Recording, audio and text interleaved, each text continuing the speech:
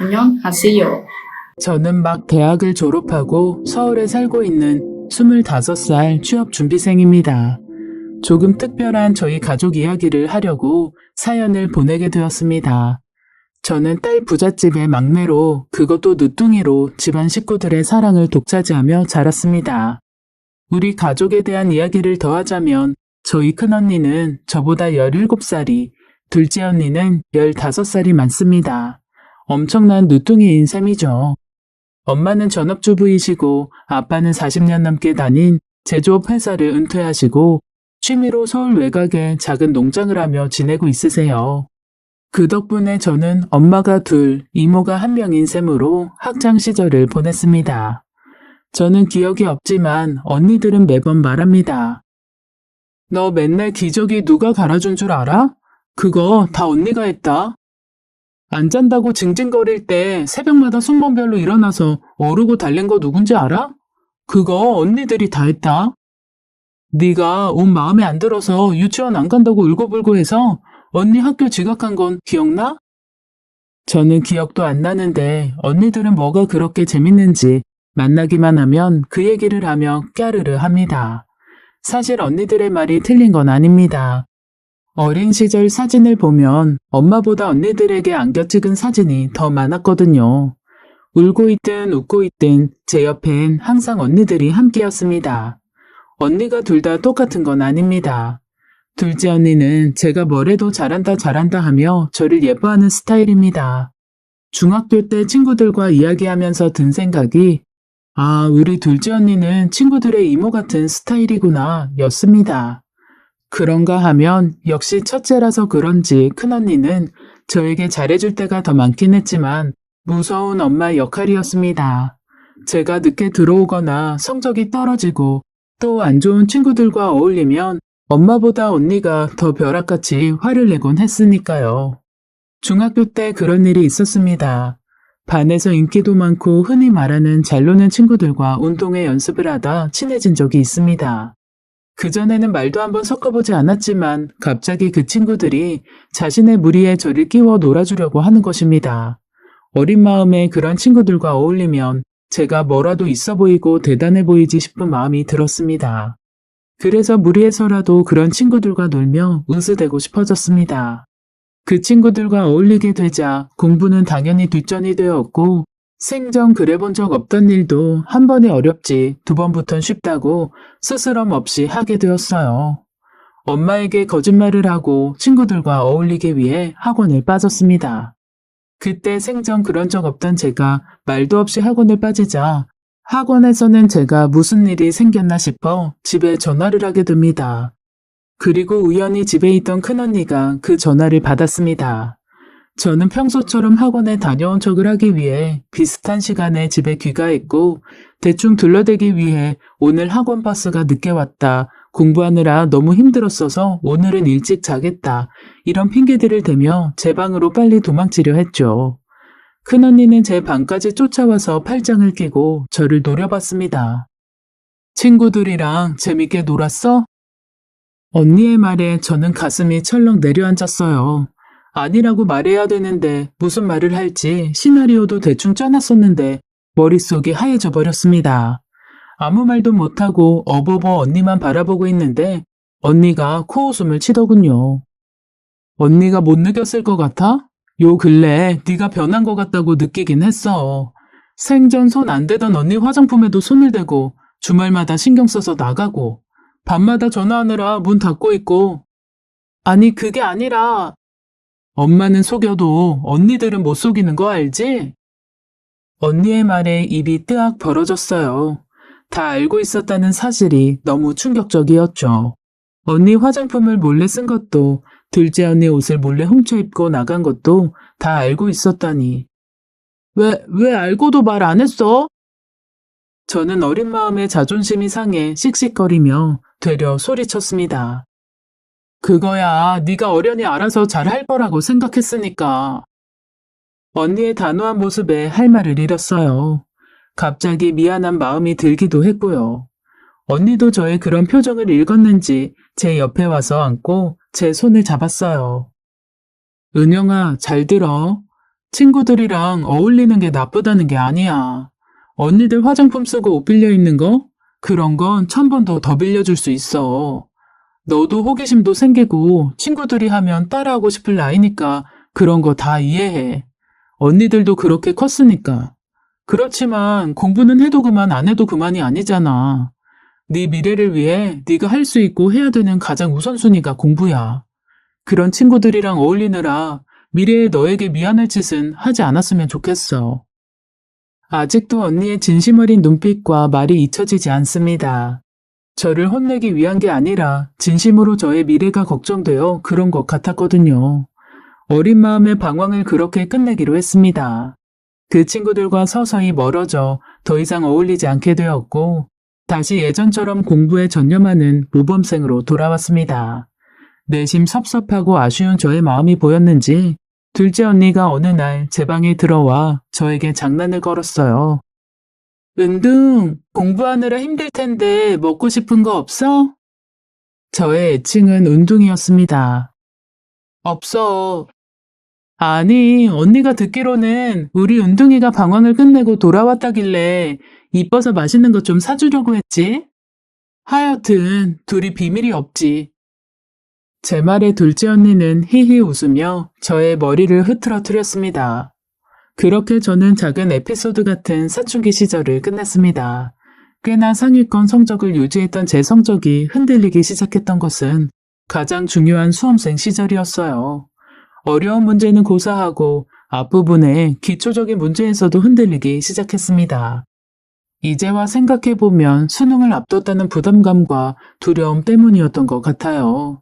책상 앞에 붙여놓은 수능 날짜가 목을 조여오는 것 같았습니다. 고등학교 2학년까지 우수한 성적으로 전교 10등 안에 들고 모의고사도 주요 과목에 많이 틀려야 3, 4개이던 성적이 고등학교 3학년 타이틀을 달자마자 무너지기 시작했습니다. 참 이상하죠? 다 아는 문제인데도 옳지 않은 것을 고르시오와 옳은 것을 고르시오를 구분짓지 못해 틀린 답을 고른다는 게요. 중학교 시절 방황은 애들 장난이란 소리가 나오기 시작한 게 저의 19살 시절입니다. 가족들과의 대화도 줄고 모자란 성적과 수능의 압박에 힘들어 온갖 짜증을 부리기 시작했습니다. 아침 먹고 가. 싫어, 먹기 싫어요. 은영아, 그래도 먹을 것도 없는데 뭘 먹으라고요. 저를 위해 굳이 1시간씩 일찍 일어나 아침을 차려준 엄마에게 할 소리는 아니었죠. 엄마는 식탁만 쳐다보고 가버리는 저를 후다닥 쫓아와 제 가방에 두유 한 팩을 넣어주셨습니다. 알았어. 반찬 맛없으면 이거라도 먹어. 지금은 배 안 고파도 학교 가면 배고파질 수도 있잖아. 매점 가면 돼요. 빈속에 과자 같은 거 먹지 말고 그래도 영양가 있는 걸 먹어야지, 은영아. 엄마의 말에 마음이 약해졌지만 정말 그땐 아무것도 먹고 싶지 않았어요. 네, 알겠어요. 대충 대답하고 집을 나섰죠. 그런 일들이 하나둘씩 쌓여갔어요. 가족들은 막내이자 수험생인 제 눈치를 받고 언니들이 한 소리를 하려고 해도 엄마가 나서서 말리셨어요. 너희들도 고3 때 저랬다. 다 이해해줘라. 공부하는 게 오죽 힘들면 그러겠냐. 그렇게 엄마 아빠가 모두 철저하게 제 편이었어요. 그리고 대망의 수능날 전 역시나 시험을 망치고 말았죠. 기대했던 것보다 더 엉망인 결과에 앞이 막막했어요. 어떻게 살지? 도저히 내 것이라 믿어지지 않는 성적에 암울해하다 제 방에 들어오는 큰언니에게 불똥이 튄 거였죠. 언제까지 방에만 처박혀 있을 거야? 식구들이 지금 다 너 걱정하는 거 몰라? 언니, 나 혼자 있고 싶어. 나가. 어차피 성적 안 좋을 거 알고 있었다며.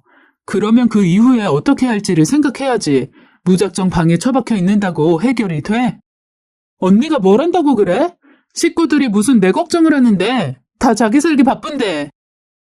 저는 그때 참던 울분이 왈칵 터졌습니다. 제 암담한 마음을 아무도 이해하지 못할 거라고 함부로 판단 내렸죠. 이번만큼은 언니도 물러서 줄 생각이 없는지 컴컴한 제 방에 불을 켜고 한 걸음 다가왔어요. 너 때문에 식구들 숨도 제대로 못 쉬고 네 눈치만 보고 있는 건 네 눈엔 안 보여? 그게 왜 나 때문이야? 너 진짜 이기적이다, 김은영. 어쩜 너밖에 몰라? 언니가 엄마야? 왜 엄마도 가만히 있는데 언니가 난리야?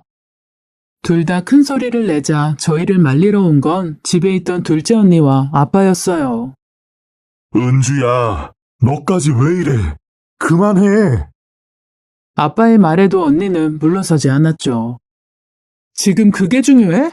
네가 공부 안 해서 성적이 안 좋은 걸 왜 가족한테 돌려? 언니의 말에 저의 눈에선 눈물이 뚝뚝 떨어졌습니다. 가장 아픈 것을 호흡하는 그 말에 저는 아무 말도 하지 못하고 그저 울기만 할 뿐이었죠. 큰언니도 아차 싶은 표정이었어요. 그런 말까진 하지 말았어야 하는데 하는 표정이었지만 이미 말은 뱉어졌고 저는 상처받을 만큼 상처를 받아버렸습니다. 그 이후 저는 결국 재수를 하게 되었고 아침 9시까지 재수학원에 가서 밤 11시에 귀가하는 날의 연속이었습니다. 주말에도 친구들을 만나지도 가족들과 어울리지도 않으며 제 생애 가장 암울한 20살을 보냈습니다. 그러는 동안 큰언니와는 완전히 사이가 틀어져 저는 언니에게 어떤 말도 건네지도 않았고 언니 역시 그런 저에게 몇 번 다가오려 시도하다 포기하고 말았습니다. 그렇게 두 번째 수능을 한 달 앞둔 시점 점점 큰언니가 이상해지고 있다는 생각이 들었습니다.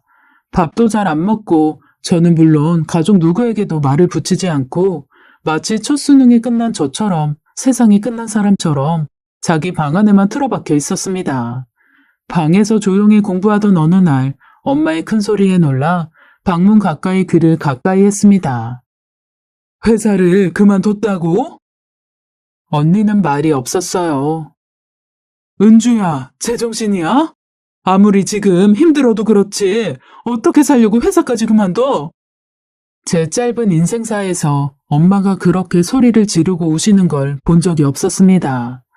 큰언니는 끝까지 대꾸가 없었고 멀리서 듣기에도 속이 타들어가는 가슴 아픈 엄마의 목소리엔 울음이 섞여 있었습니다.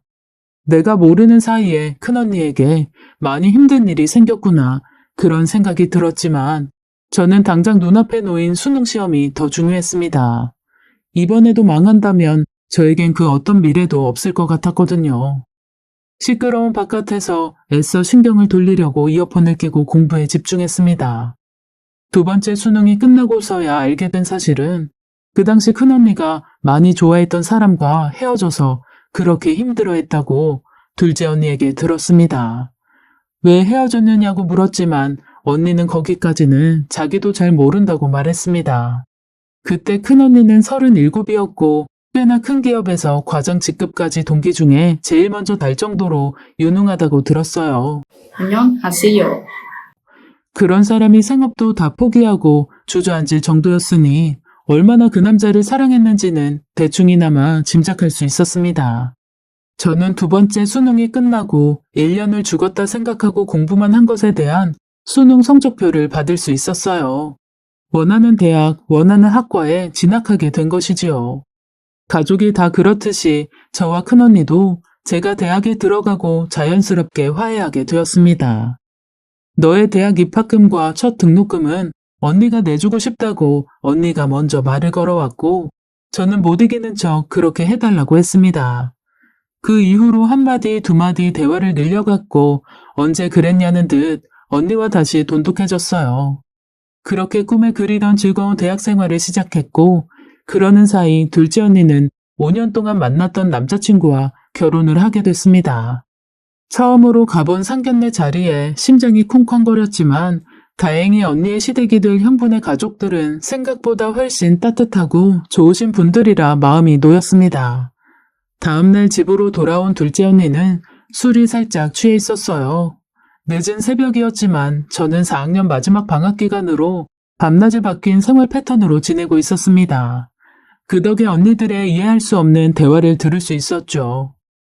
내가 먼저 결혼하게 됐네. 축하해. 진짜 잘 살고. 식구들도 다 좋아 보이더라. 언니가 먼저 결혼했어야 됐는데 나 왜 이렇게 언니한테 미안하지? 그런 게 어딨어. 너 취해서 쓸데없는 소리 한다 또. 언니만 생각하면 너무 마음이 아파서 그래. 뭘 그래, 그러지 말라니까. 언니가 답답하면서도 이해가 가기도 하고, 언니가 대단하면서도 또 언니가 안쓰러워. 물론 나도 은영이 너무 사랑하지만, 언니만 생각하면 마음이 너무 아프고, 가끔 은영이가 미울 때가 있어. 은진아, 너 취했다. 들어가서 자자 얼른. 언니들의 대화는 도저히 이해할 수 없었어요. 특히나 둘째 언니의 마지막 말이요. 은영이를 너무 사랑하지만 언니만 생각하면 가끔 은영이가 미워질 때도 있다니요.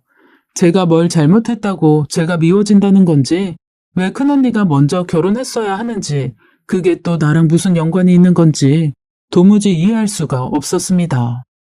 그날 밤을 뜬 눈으로 새우고 아무리 잊어버리려 해도 언니들의 대화가 머릿속에서 잊혀지지 않았어요. 며칠 후 저는 용기 내어 식구들이 모두 모여있는 자리에서 그 얘기를 꺼냈습니다. 며칠 전에 은진 언니 취해서 들어온 날, 나 언니들 대화 들었어. 제 말에 언니들은 놀란 표정이 되었고 엄마 아빠는 영문을 모르는 표정으로 저희를 쳐다봤습니다. 그게 무슨 소리야? 왜 은주 언니가 안쓰럽고 답답해? 은주 언니가 불쌍한 이유가 나 때문이야? 그래서 둘째 언니가 내가 가끔 미운 거야? 은영아. 놀란 큰언니가 자리에서 일어섰습니다. 한 번에 알 수 있었죠. 언니의 놀란 표정만으로도 이건 그냥 넘기고 말 별것이 아니라는 걸요. 대답해줘. 나 이해가 안 돼. 엄마, 대답해줘요. 엄마도 놀란 표정이었지만 다른 말을 할 줄 모르는 사람처럼 제 이름만 반복해서 부를 뿐 아무 말도 못했어요. 왜 내가 은주 언니를 불쌍하게 만든 건데? 엄마, 아빠, 말 좀 해줘요. 왜 나만 따돌려? 다들 아는 눈치인데 도대체 왜 나한테만 안 알려주냐고요. 이상한 두려움이 마음을 불안하게 만들었습니다. 저도 모르는 사이 저는 눈물을 뚝뚝 흘리며 울고 있었어요. 여보, 그냥 얘기해줘. 침묵을 깬 건 아빠였고 엄마는 긴 한숨을 쉬었어요. 아니에요. 이 사단을 만든 건 나니까 내가 말할게.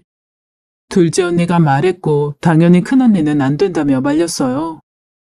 언니, 얘도 이제 알고 받아들일 수 있는 나이야. 은영이 마냥 어린아이 아니야. 둘째 언니의 그런 진지한 표정은 처음이었어요. 은영아, 널 따돌린 게 아니야. 너를 위해 모두가 숨긴 사실이 있어. 사실 큰언니가, 은주 언니가 고등학교 때 너를 갖게 됐어. 너의 친엄마는 엄마가 아니라 사실 은주 언니야. 무슨 소리지? 저는 분명히 한국어를 들었는데 왜 이해가 안 될까요? 거짓말하지 마! 저도 모르게 소리를 질렀습니다. 정말이야. 이렇게 밝히게 될 줄은 몰랐지만 네가 알게 됐을 때 충격을 견디지 못할까봐 우리도 말하기가 너무 겁났어. 그러면 내 친엄마가 은주 언니? 은주 언니가 내 엄마라고? 받아들이기 힘들겠지만 사실이야. 은주 언니는 그때 고등학교 1학년이었어. 너무 어렸어. 말도 안 돼. 엄마 아빠가 친한 원장님이 있는 병원에서 너를 몰래 낳고 그리고 너를 엄마 막내딸로 출생신고했어. 엄마한테 너도 소중하지만 은주 언니도 너무 소중한 딸이잖아. 언니의 앞날도 엄마는 걱정을. 말도 안 돼. 저는 더 이상 은진 언니의 말을 듣지 못하고 자리를 박차고 일어났습니다. 받아들이기엔 너무나 벅찬 현실이었죠. 도망치듯 집을 벗어나 학교 근처에 자취하는 친구에게 연락을 했습니다. 며칠만 너희 집에 머물게 해달라고 서럽게 엉엉 우는 저를 보며 친구는 왜 우느냐고 물어보지 않고 얼마든지 제가 원하는 만큼 지내라고 말해줬습니다. 저는 그렇게 친구의 집에서 몇 날 며칠을 보냈어요. 많은 생각을 했습니다. 이건 드라마에서나 본 것 같은 출생의 비밀이었거든요. 저는 단 한 번도 제가 그런 일의 주인공이 될 거라고 생각해 본 적이 없었습니다. 혼란스럽고 받아들이기 어려웠고 또 무엇보다 외로웠습니다. 항상 가족들에게 둘러싸여 관심의 중심에서 사랑받던 제가 혼자 덩그러니 떨어져 버린 기분이었어요. 엄마도 아빠도 보고 싶었어요. 언니들도 보고 싶었고요. 하지만 누구보다 은주 언니가 가장 보고 싶었습니다. 엄마라니, 언니가 아니라 내 엄마라니. 집을 나온 지 일주일이 흘렀고 저는 늦은 새벽에 둘째 언니에게 전화를 걸었습니다. 은진 언니, 친구 집에 가 있는 거지? 너랑 제일 친한 친구? 언니가 걱정 안 해도 되는 안전한 곳 맞지? 응, 맞아. 밥은 잘 먹고 있고? 언니의 따뜻한 말에 왈칵 눈물이 났습니다. 은영아, 울지 말고. 전화 올 줄 알고 기다리고 있었어. 아무리 힘들어도 식사는 거르면 안 돼. 알았지?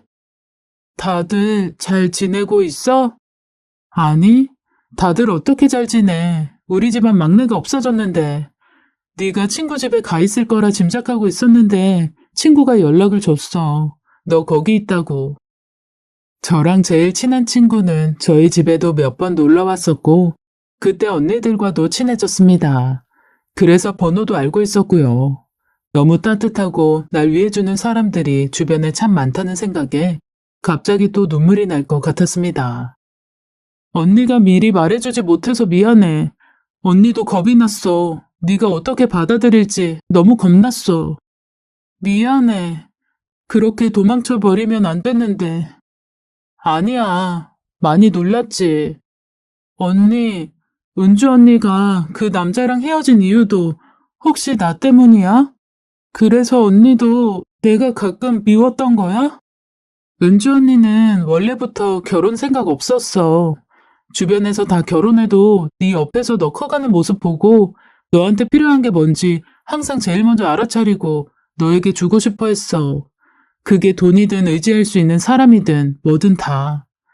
그러다 우연히 만난 사람이었는데 언니를 많이 사랑했나 봐.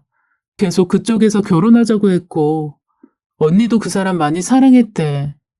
나 언니 그렇게 힘들어하는 모습 처음 봤어. 우리 둘 다 언니는 항상 강한 사람인 줄 알았잖아.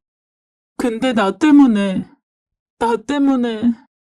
아니야, 은영아. 그렇게 생각하지 마. 그런 거 아닌 거 알잖아.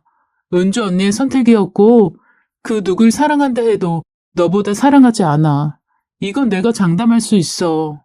너 때문이 아니라 은주 언니가 널 많이 사랑해서 네 곁에 있고 싶어서 언니가 남은 거야. 내가 술 먹고 그렇게 말한 건 그건 잊어줘. 절대 널 미워한 적 없어. 그냥 술에 취해서 헛소리가 튀어나왔어. 용서해 줄래, 은영아?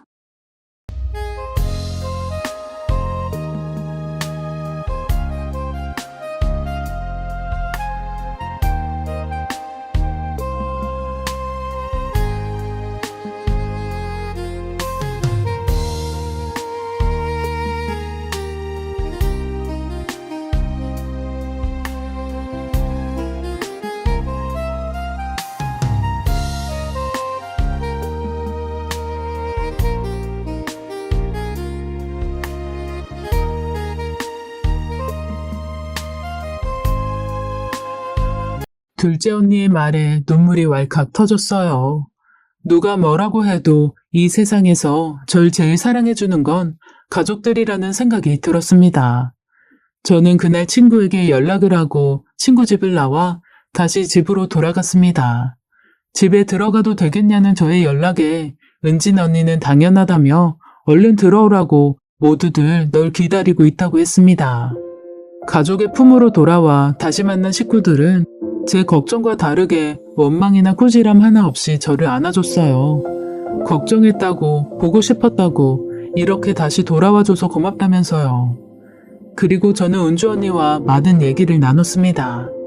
언니는 제게 이렇게 알게 되게 해서 미안하고 미리 말해주지 못해서 정말 미안하다며 둘째 언니와 똑같은 말을 했습니다. 그리고 어쨌든 우리가 앞으로 바뀔 건 없다고 했습니다.